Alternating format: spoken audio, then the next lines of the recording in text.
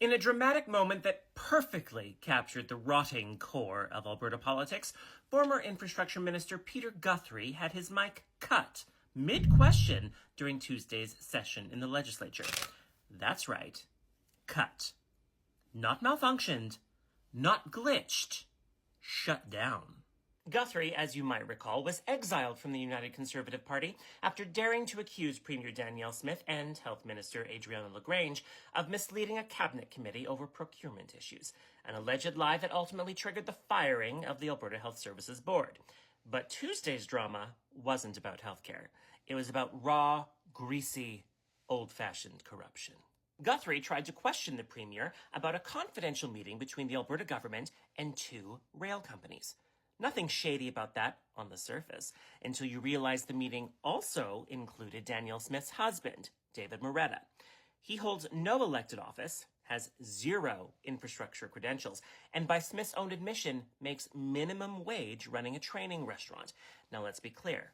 I don't care what he does for a living. I care what he was doing behind closed doors discussing a $2.6 billion rail deal connecting Banff and Calgary. It's a very good question. If only someone would ask her about it. Oh wait, someone tried. The meeting was confidential, but thanks to a Freedom of Information request, we know the Premier personally arranged for her husband, an unelected minimum wage restaurant operator with no relevant credentials, to attend.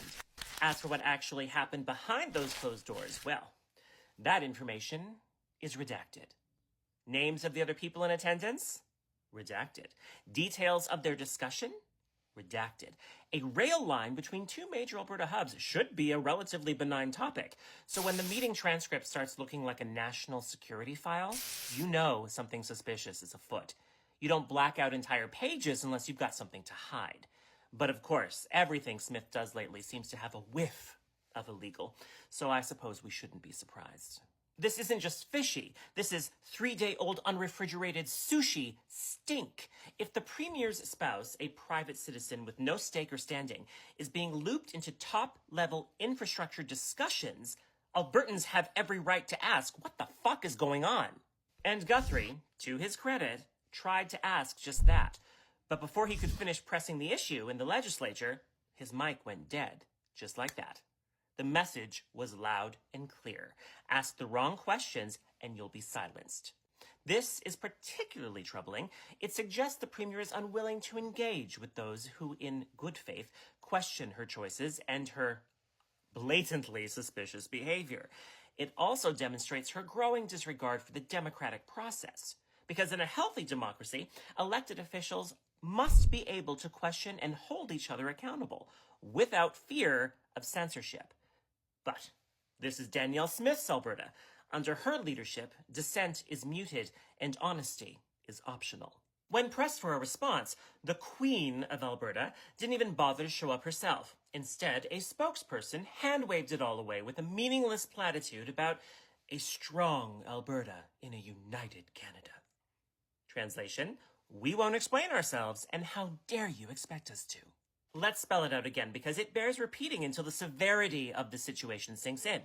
The Premier's husband, who is not a developer, not an investor, and certainly not a government official, was invited to a closed-door meeting about a $2.6 billion infrastructure project. And when an elected MLA dared to ask the common-sense question, why? His mic was cut mid-sentence, and we're just supposed to move on like nothing happened? Albertans aren't stupid. Well, separatists are. But most of us have been watching this slow-motion train wreck with wide-eyed horror since the day Smith took office. She's not leading a government. She's running a syndicate. Less Premier and more Godfather. All that's missing is the tiny mustache, which I hear she gets waxed weekly. From her 280,000 carpeted throne room, she makes offers you can't refuse and silences anyone who doesn't kiss the ring. Ask the wrong question, and suddenly your mic's dead. Coincidence? Forget about it. Albertans deserve better than backroom deals and blackout ink.